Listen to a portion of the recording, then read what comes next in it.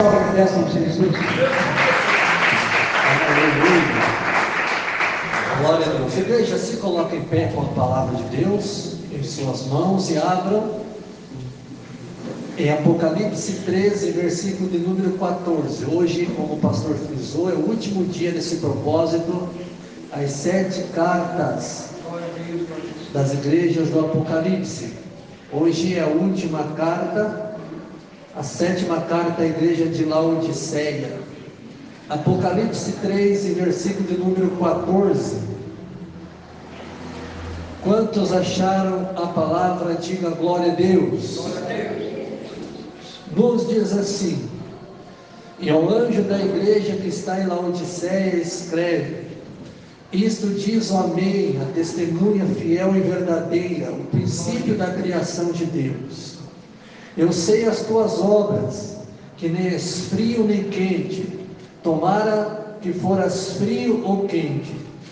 Assim, porque és morno e não és frio nem quente, vomitar-te-ei da minha boca. Como dizes, rico sou, e estou enriquecido e de nada tenho falta, e não sabe que és um desgraçado, e miserável, e pobre, cego e nu? Aconselho-te que de mim compre ouros provado no fogo, para que te enriqueça, e vestes brancas para que te vista e não apareça a vergonha da tua nudez, e que unja os olhos com colírio para que vejas. Eu repreendo e castigo a todos quanto amo. Sê, pois, zeloso e arrepende-te.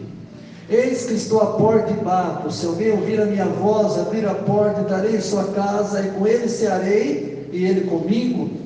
E ao que vencer, lhe concederei que se assente comigo no meu trono, assim como eu venci e me assentei com o meu Pai no seu trono. Quem tem ouvido, ouça o que o Espírito diz às igrejas. Amém? Quantos creem que a palavra de Deus fala: Senhor meu Deus, fala ao nosso coração, através da tua palavra, opera sinais, pelo poder da tua palavra. Amém, Senhor. Pode sentar, irmãos. Aleluia. Com a Bíblia aberta, permaneça com a palavra de Deus aberta. Nós vamos aqui trazer uma mensagem, podemos dizer que uma mensagem expositiva nessa noite. Iremos fazer uma exposição dos versículos ao qual nós acabamos de ler, mas não iremos demorar muito tempo esmiuçando versículos por versículos. Mas Deus tem algo a falar ao nosso coração nessa noite.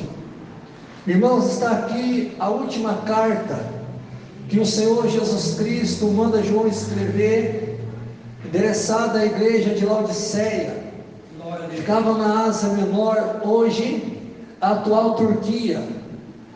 Ali tinha uma igreja, e o Senhor Jesus Cristo, ele fala para João: João, escreve a seguinte mensagem ao anjo da igreja que está em Laodiceia, ou seja, ao pastor da igreja, ao dirigente da igreja, ao responsável pelo rebanho. Escreve. E o Senhor Jesus começa então a se revelar quem é e quem era que estava entregando a mensagem.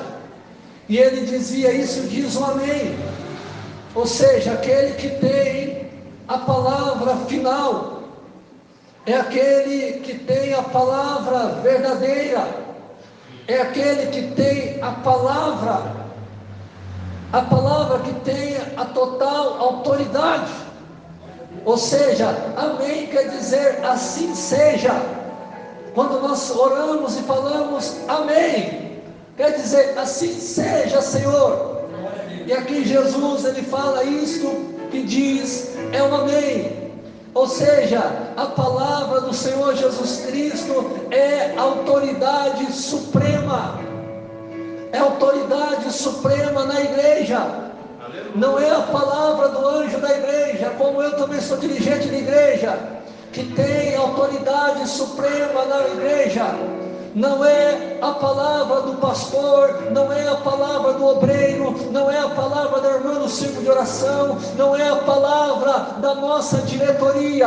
Nós obedecemos normas, resoluções que a diretoria toma sim, mas a palavra que tem autoridade máxima e suprema na igreja é a palavra do Senhor, é as Sagradas Escrituras. É por isso que nada pode sufocar a doutrina, a palavra do Senhor Jesus Cristo no nosso meio. Através da palavra, o mundo que não existia passou a existir. Deus deu uma ordem pela palavra e o mundo foi criado. É pela palavra que as doenças vão embora, é pela palavra que os demônios vão embora, é pela palavra de Deus que o sobrenatural acontece no nosso meio. Isto que diz é o amém, é aquele que tem a palavra final. E se Jesus Cristo fez promessa para a sua igreja, homem algum, demônio algum, macumbeiro algum, satanista algum pode impedir as promessas que o Senhor fez para a sua igreja. Ninguém pode impedir. A palavra final não é a de Lúcifer. A palavra final não é dos demônios. A palavra final não é de uma autoridade terrena. A palavra final vem da boca do Senhor. Aleluia. Ele é o amém de Deus. Ele é a fiel testemunha, a testemunha fiel e verdadeira. Ele é o nosso amigo fiel. Nele nós podemos confiar. No homem, meus irmãos, às vezes nós iremos ser decepcionados se nós confiarmos inteiramente. Maldito é o homem que confia no homem e faz da carne o seu braço. Mas bendito é o varão que confia no Senhor e cuja esperança é o Senhor.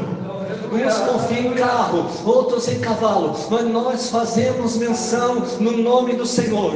Ele é fiel para com o seu povo. Nele nós podemos confiar. O coração do homem está sujeito a corromper. O coração do homem está sujeito, meus irmãos, a se corromper no decorrer da caminhada. Mas no Senhor não há mudança, nem sombra de variação. É impossível que ele minta. Ele é fiel e verdadeiro. É por isso que nós confiamos no Senhor. A nossa confiança não está inteiramente, meus irmãos, no governo terreno, não. A nossa confiança está no Rei dos Reis e no Senhor do Senhor. Ele é a fiel testemunha que nos defende, que morreu por nós na cruz, que nos intercede junto ao Pai por nós. Ele é a fiel testemunha. Vale a pena confiar nele. Jamais seremos decepcionados se nós confiar inteiramente nele.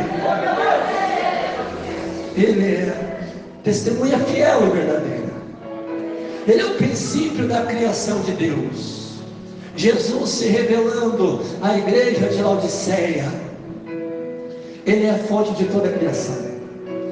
Todas as coisas foram feitas por Ele. E sem Ele nada que foi feito se fez, disse João. Ele é o princípio da criação de Deus. Jesus Cristo é a fonte de toda a criação. Quando Deus deu uma ordem, a palavra de ordem que estava criando tudo junto com Deus, a palavra era Cristo. Aleluia. Ele é o verbo. Ele estava criando todas as coisas junto com o Pai. Quando Deus decide, resolve criar o homem, e Deus fala: façamos o homem conforme a nossa imagem e a nossa semelhança. Ali estava Cristo criando o homem conforme a sua imagem e semelhança junto com o Pai. Ele é o princípio da criação de Deus. Ele é a fonte da criação. Jesus Cristo, Ele é Deus, Ele é divino. Esse é o Cristo que nós servimos. Ele também não foi criado, Ele é eterno como Deus. Esse é o Cristo da igreja, o Cristo poderoso. E Ele se revela para a sua igreja, Ele se revela para a igreja de Laodiceia, e Ele continua a se revelar para a sua igreja nos dias de hoje. Ele quer se fazer conhecido em nosso meio, através da palavra, através dos sinais, através das manifestações. Ele quer que nós conheça mais Ele, mais e mais. É o que diz a Bíblia, para nós conhecer e prosseguir conhecendo o Senhor. ele fala para aquela igreja: eu sei as tuas obras.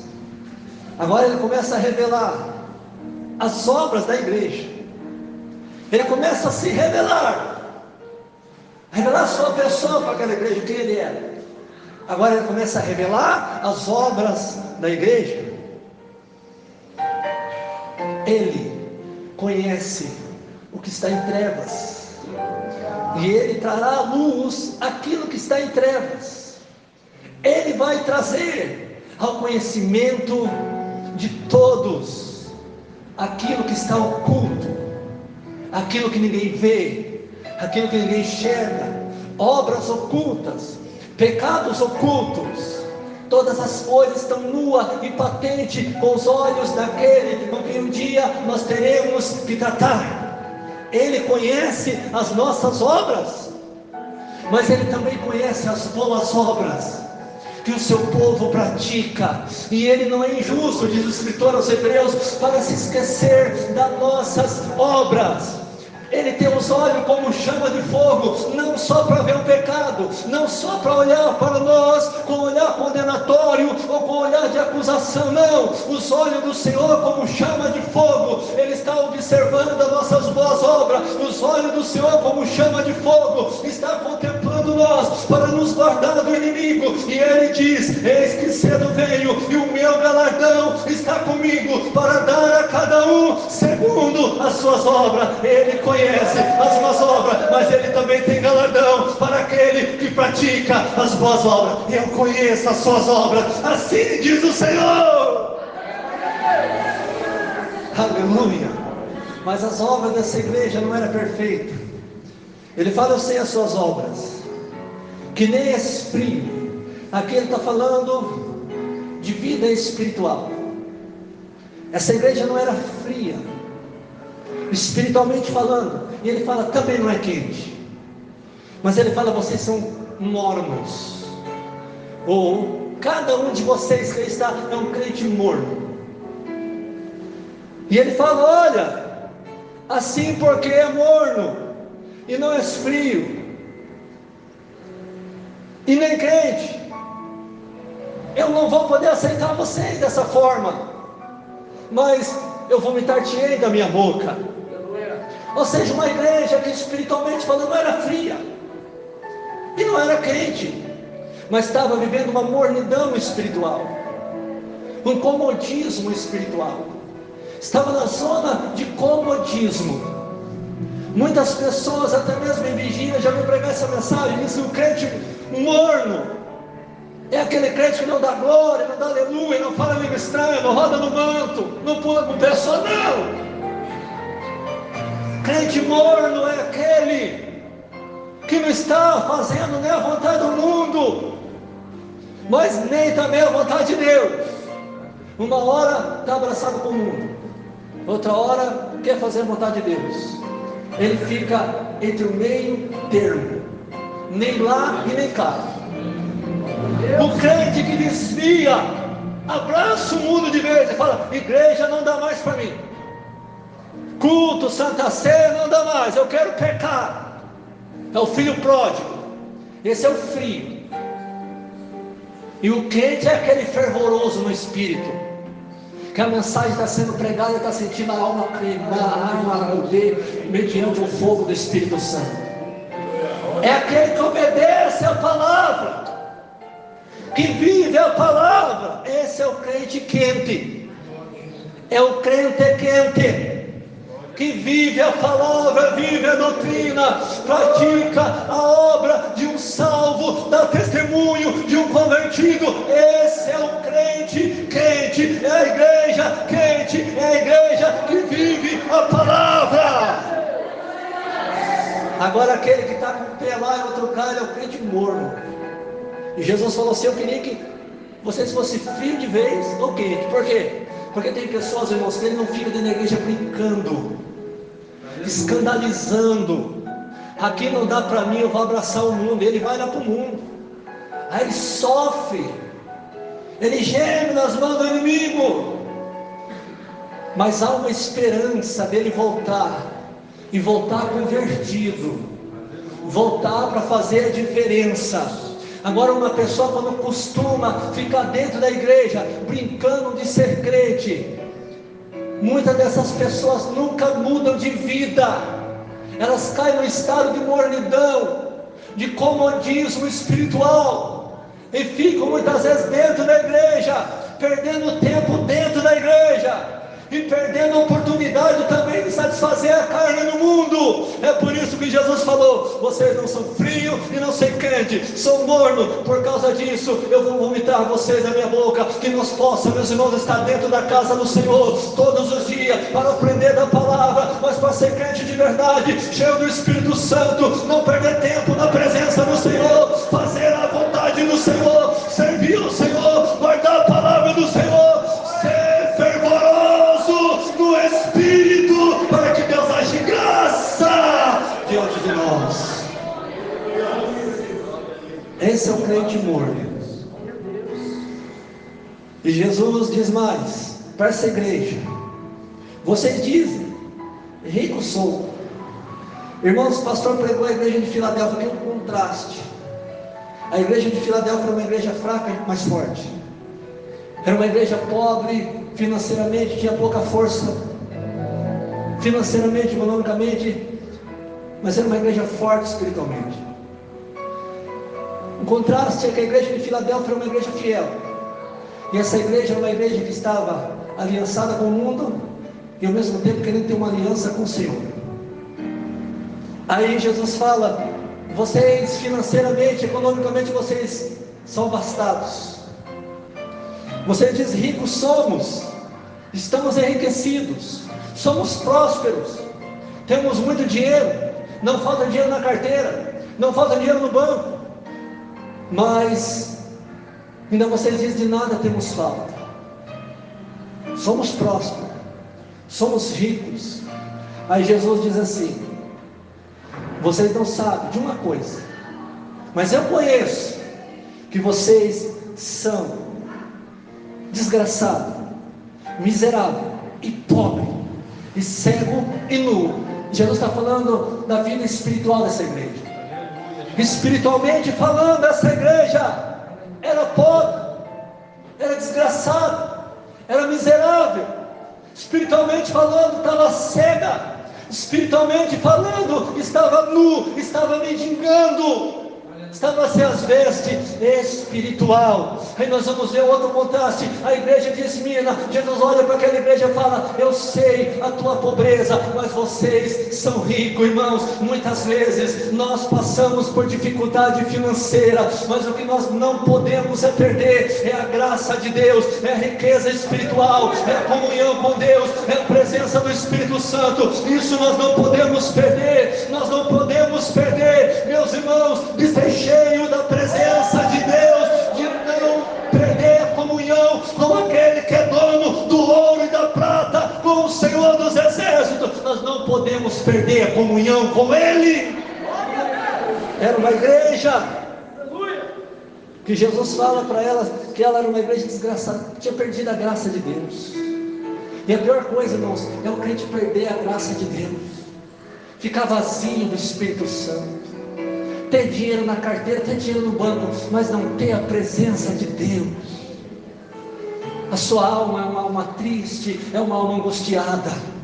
Lembra de Davi, no Salmo 51, quando ele ora a Deus se humilhando por causa dos seus pecados, e ele diz da seguinte forma: Senhor, não me lance fora da tua presença, e não retire de mim o teu Espírito Santo. Torna a dar-me a alegria da tua salvação. O salmista Davi estava com a sua alma desgraçada, sem graça, sem alegria, porque o Espírito Santo de Deus estava triste por causa do seu pecado. Mas ele fala: Senhor, eu quero novamente ter a alegria da salvação, eu quero a tua graça, não retire de mim o teu Espírito Santo. Nós podemos perder tudo nessa vida, só não podemos perder a graça de Deus. Aleluia! E era uma igreja miserável, estava mendigando espiritualmente, nua e cega. Espiritualmente falando, irmãos, a pior coisa que pode acontecer na vida de um crente é ele ficar cego espiritualmente falando. Uma igreja perder a visão das doutrinas bíblicas e abraçar heresia, e abraçar doutrinas estranhas. É a pior coisa. E sabe que Satanás, ele consegue, meus irmãos, muitas vezes chegar ao ponto de cegar alguns cristãos, e essa é a estratégia do diabo, é o plano que o diabo quer colocar em prática, cegar o crente espiritualmente, para que o crente não enxergue as coisas espirituais. Lembra de Sansão? Quando Sansão perdeu a presença do Espírito Santo, caiu na mão dos inimigos, a primeira coisa que o inimigo fez: vamos furar os olhos dele. Então agora Sansão era guiado pelo inimigo, estava cego. Ainda que ele recupere toda a força, mas ele não está conseguindo ver, ele não está conseguindo enxergar, e ele tem que ser guiado por nós. O crente, quando perde a visão espiritual, ele começa a ser guiado pelo diabo, ele começa a abraçar a heresia, ele começa a se tornar um crente apóstata, e ele acha que está tudo bem, que está tudo normal. Não, meus irmãos, que nós possa pedir a misericórdia de Deus, e pedir que o Senhor Deus não deixe Satanás cegar nós. A Bíblia fala em 2 Coríntios capítulo número 4, que o Deus desse século cegou o entendimento dos incrédulos. Mas o pior, que não é só dos ímpios que Satanás consegue cegar os olhos. Satanás consegue muitas vezes cegar os olhos de uma igreja toda. Aqui era uma igreja toda que estava cega espiritualmente falando, que não estava mais enxergando as coisas celestiais, as riquezas celestiais, que não estava mais tendo visão espiritual. E Jesus Cristo estava advertindo essa igreja que nós possa nessa noite sair daqui com nossa visão espiritual ainda mais, chegando mais e mais, visão de águia. Aí Jesus fala para essa igreja: vocês se garantem, vocês são arrogantes, são soberbos, se vangloriam porque vocês são ricos, tem ouro, de nada tem falta. Eu aconselho que de mim compre ouro provado no fogo. Ele fala: eu aconselho que de mim, eu, Jesus Cristo, que estou aconselhando. Coisa boa, meus irmãos, é quando nós ouvimos conselho do Senhor. Nem sempre os conselhos do Senhor, meus irmãos, nos agrada. Às vezes o conselho do Senhor nos entristece. É como um pai que ama o filho, chama o filho e fala: filho, eu quero que você se desfaça desse relacionamento que vai te trazer prejuízo. Filho, eu quero que você se desfaça dessa amizade que vai te trazer prejuízo. Filho, você não vai em tal lugar porque lá é perigoso. Filho, eu senti pelo Espírito Santo de Deus de você não andar por esse caminho, porque se você andar você vai se perder. Às vezes o conselho do pai vai trazer tristeza para o filho, mas feliz é o filho que acata o conselho do pai e obedece os conselhos do pai. Ele será uma pessoa vitoriosa. Assim também o Senhor, às vezes os conselhos do Senhor vai mandar nós abrir mão de coisa que está satisfazendo a nossa carne, está agradando a nossa carne, mas feliz é aquele que aceita o conselho do Senhor e renuncia àquilo que está fazendo bem a sua carne. Ele vai ter vitória, ele vai ter vitória na sua trajetória. Aconselho-te que de mim compre ouro provado no fogo, riqueza celestial, para que te enriqueça, e vestes brancas, pureza, santidade. Essa igreja estava pobre espiritualmente, estava cega espiritualmente, estava nua espiritualmente, tinha perdido a pureza. Compre veste branca para que te vista e não apareça a vergonha da tua nudez. Aí Jesus aqui apresenta um remédio também, para que eles tivessem a restauração da visão espiritual. Eu também peço que vocês unjam os olhos com colírio para que vejam. A cidade de Laodiceia era uma cidade, meus irmãos, muito próspera. Eles fabricavam uma lã, e essa lã eles exportavam, e eles faturavam muito dinheiro. Também eles fabricavam um colírio. Esse colírio era terapêutico. E esse colírio, meus irmãos, era um colírio que as pessoas usavam para curar a enfermidade nas vistas. Aí Jesus fala: eu aconselho vocês que se cubram com vestes para que não apareça a vergonha da nudez. E olha, quanto à cegueira, a esperança, há remédio. Unge os olhos com colírio para que veja. Jesus Cristo, meus irmãos, às vezes Ele mexe na nossa ferida, mas Ele ao mesmo tempo traz o remédio para curar a nossa ferida. Ele faz a ferida, Ele mesmo cura. Ele mostra onde estamos errando, mas Ele também mostra aonde nós podemos consertar e como temos que fazer para nós consertar. E aqui o colírio, meus irmãos, não era o remédio ao qual eles fabricavam. Aqui o colírio era a palavra de Deus, era a presença do Espírito Santo. É a presença do Espírito Santo, meus irmãos, que tira a cegueira espiritual. É a doutrina bíblica que faz nós enxergar as coisas de Deus e caminhar por ela, e faz também nós enxergar as coisas do diabo e fugir dela, que faz nós enxergar a aparência do mal e abster-se dela. A palavra não pode faltar, porque a palavra é o colírio que dá visão para a igreja. Oh, glória! Que nós possamos ungir ainda mais os nossos olhos com a palavra, com esse colírio, com a presença do Espírito Santo. Aí no verso 19 ele diz: eu repreendo e castigo a todos quanto amo. Deus, Ele nos repreende. E não só nos repreende, mas Ele castiga. Ele pune. Ele açoita com sua vara. Não para nos matar, mas para nós nos consertar. Para nós ter vida espiritual, vida com abundância. Não porque Ele nos odeia, porque Ele nos ama. Eu repreendo e castigo a todos quanto amo. Ser, pois, zeloso e arrepende. O que Deus quer da igreja de hoje, a igreja de hoje, meus irmãos, ela está parecida com a igreja de Laodiceia. A igreja de hoje está se tornando uma igreja morna, uma igreja que ao mesmo tempo está adorando a Deus, está aliançada com o mundo.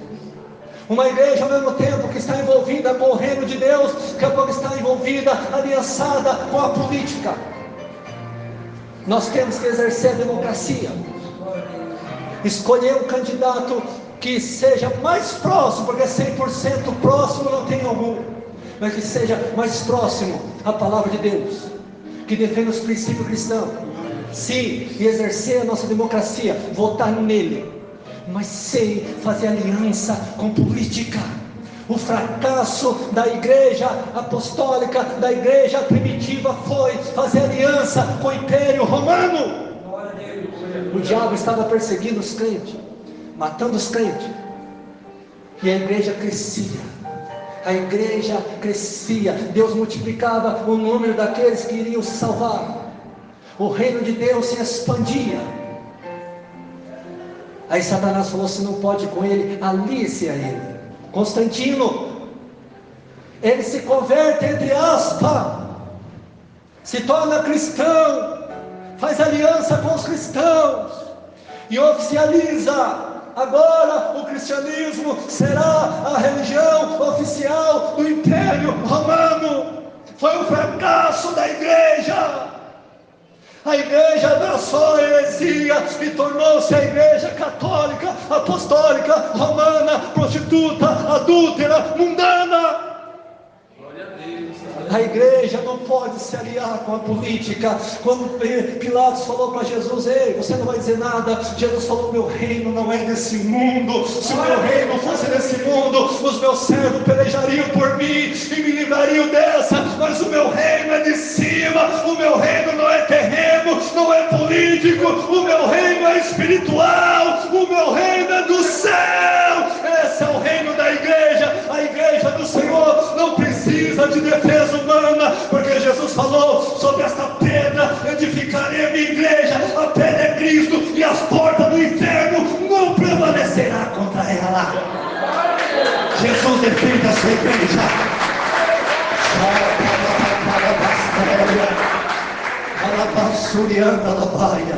A igreja morna de hoje, a igreja cheia de sensualidade. Pastores, nós defendemos a família, nós já estamos no segundo casamento. Que família estão defendendo? O irmão Jorge, por misericórdia, casou já faz 12 anos. Estou com a mesma mulher. Já tive vários motivos até para abandoná-la e arrumar outra, mas estamos com o mesmo casamento. Pastor, que se defende a família, mas quando chega um casal chorando na igreja, ele aconselha, é melhor separar mesmo, porque não está dando mais. Não. Quando o pastor defende a família, ele não larga sua mulher e vai embora como uma mais novinha. Quando uma pastora, uma mulher de Deus defende a família, ela não trai o marido, não abandona o marido, ainda que ele fique doente, ainda que ele fique desempregado, ainda que ele passe a crise financeira, porque ela ama seu esposo e ama os seus filhos, está disposta a morrer pela família. Mas hoje o povo dizendo que ama a família, mas são infiéis, adúlteros, se prostituem. Que defesa de família é essa?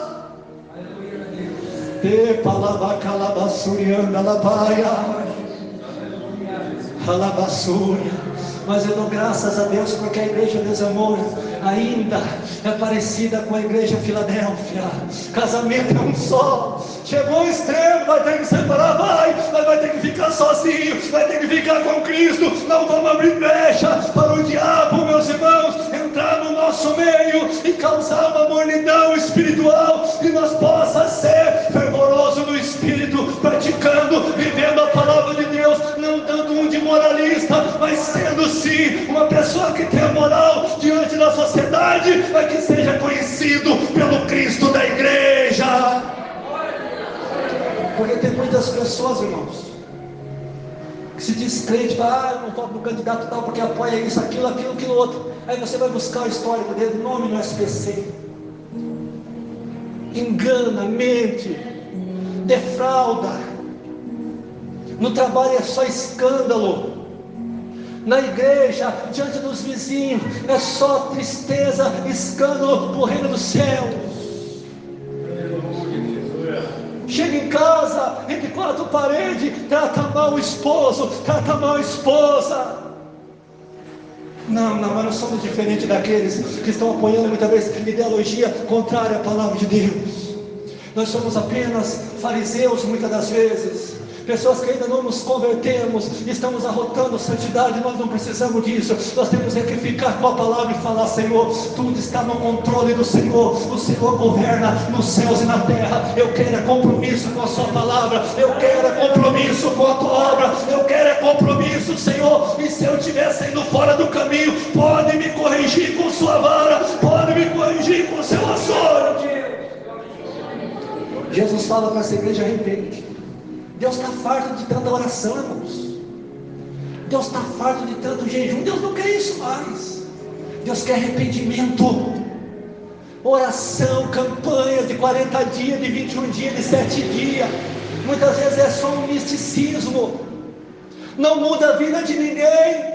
Deus não estava pedindo dízimo aqui, você tem que dizimar para eu abençoar vocês, não. Deus estava querendo arrependimento. O que Deus quer é arrependimento. Deus já estava farto do povo do Antigo Testamento oferecendo sacrifício, a ponto de Deus falar assim: aquele que está sacrificando um boi para mim é como que estivesse cometendo um homicídio, é como que estivesse matando o homem. O que Deus quer de nós é arrependimento, que nós mudemos nossas práticas pecaminosas e se volte para Ele. É isso que Deus quer da igreja. Não é tanta oração, não é jejum. Deus quer arrependimento. Arrepende-te. Aí Jesus fala para essa igreja: eu estou à porta e bato. Se alguém ouvir a minha voz, abrir a porta, entrarei em sua casa e serei com ele comigo. Uma igreja cega, uma igreja surda. Uma igreja que tinha perdido a audição espiritual, não estava mais conseguindo ouvir a voz do Senhor. Essa mensagem vai além, nós vamos já encurtá-la para não se encerrar. Agora uma igreja cega, já é difícil, agora imagine cega e surda espiritualmente falando. E a Bíblia fala: quem tem ouvido ouça que o Espírito diz às igrejas. Porque nem muitos mais conseguem ouvir a voz do Espírito Santo. Muitos já não estão conseguindo mais ouvir, captar a voz do Espírito Santo. No começo da fé, o Espírito Santo sussurrava, o Espírito Santo cochichava, e ele já ouvia o cochicho do Espírito Santo. Agora o Espírito Santo está gritando: ei, se converta, arrependa-te. E ele não consegue ouvir sequer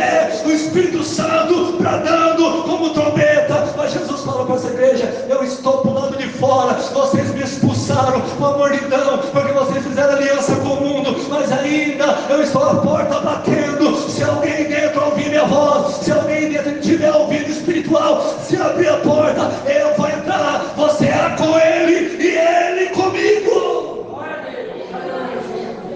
Os irmãos notem que é algo individual. E Deus não fala, eu vou entrar aí e cear com vocês, e vocês comigo. Não. Ele fala, eu entrarei na sua casa, cearei com Ele e Ele comigo. É individual.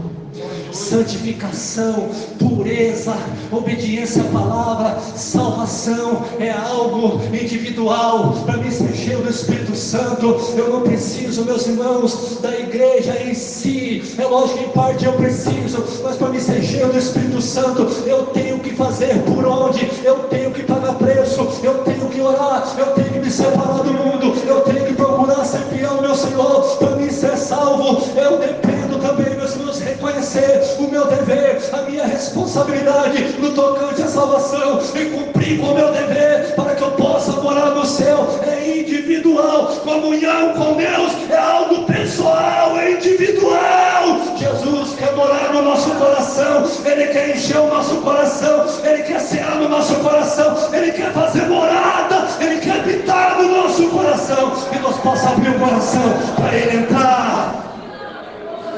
Aleluia.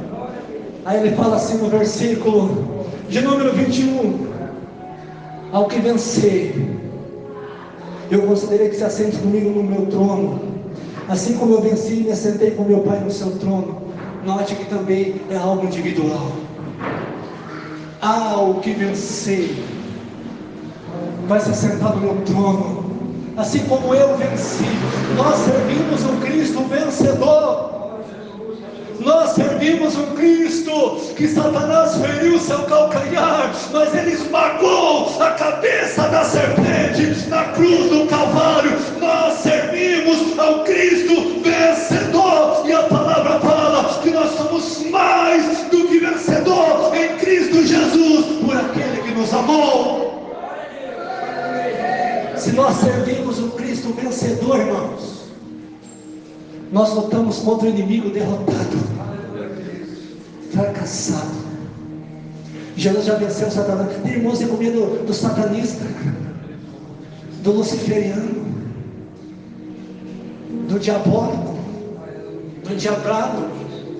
Jesus já venceu ele na cruz do Calvário por nós. Jesus já pisou na cabeça dele. Só cabe nós ser fiel ao nosso Cristo, vigiar em todo o tempo, porque a vitória nossa já foi consumada na cruz do Calvário. E quando Jesus fala que nós vamos sentar com Ele no trono, é que nós vamos estar diante do grande trono branco, mas não na frente como réu, para ser jogado como ímpio, mas nós vamos estar à direita do trono branco, julgando as nações, por intermédio do Senhor Jesus Cristo. Nós iremos reger as nações com vara de ferro. Nós estaremos sendo juízes juntamente com nosso Cristo. No último dia, a igreja do Senhor julgará o mundo. A igreja do Senhor sofre perseguição terrena, mas a igreja do Senhor vai julgar o mundo, e o mundo terá que reconhecer que nós somos o povo do Senhor, e que Ele é o nosso Deus, e que Ele nos ama. Quem tem ouvido, ouça essa mensagem. Que nós possamos sair daqui nessa noite com a nossa alma queimando. Alabacalabasteia. Que nós possamos sair daqui mais fiel ao nosso Deus. Estamos vivendo a era das duas igrejas. Os poucos que pertencem à igreja de Laodiceia, e a maioria, os poucos que pertencem à igreja de Filadélfia, perdão, e a maioria que pertence à igreja de Laodiceia. A maioria, meus irmãos, já estão apostatados, a maioria estão aliançados com o mundo. É uma minoria. É por isso que Jesus falou: muitos são chamados, mas poucos são os escolhidos. E nós estamos aqui nessa noite, na qualidade de pouco, ouvindo essa palavra, sendo abençoado por essa palavra, recebendo força por intermédio dessa palavra. E em breve o Senhor Jesus vem nos buscar. Recebe essa palavra, que o Espírito Santo continue falando nos seus ouvidos espiritual, e que essa mensagem possa descer ao seu coração. E a igreja diga amém.